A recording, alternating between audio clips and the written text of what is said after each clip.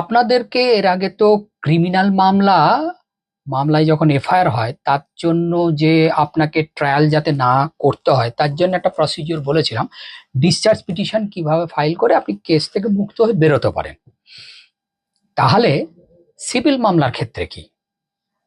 দেখুন বন্ধু, যখনই কোনো সিভিল ডিসপিউট হয়, সেই সিভিল ডিসপিউটে যখন আপনি সামান পাবেন, যদি দেখেন যে ওই মামলাটা আপনার ক্ষেত্রে প্রযোজ্যই নয়, একেবারেই প্রযোজ্য নয়, 2 নম্বর যিনি মামলা করেছেন তার আইনত বৈধ অধিকারই নেই যে সে মামলা ফাইল করতে পারে, যাকে বলে লোকা স্ট্যান্ডিং, তাহলে আপনাদের যেটা করণীয় সেটা হচ্ছে আপনি আপনার পছন্দ মতো অ্যাডভোকেট বা উকিলবাবুর সঙ্গে যোগাযোগ করবেন, ওনাদেরকে গিয়ে বলবেন যে আমি ওকালতনামা দিচ্ছি, আপনি ফাইল করবেন এবং যা ফর্মালিটিস আছে সেগুলো কমপ্লিট করবেন, কিন্তু আমার পিটিশন একটা ফাইল করতে হবে, ওটা বলে রাখুন অর্ডার 7 রুল 11।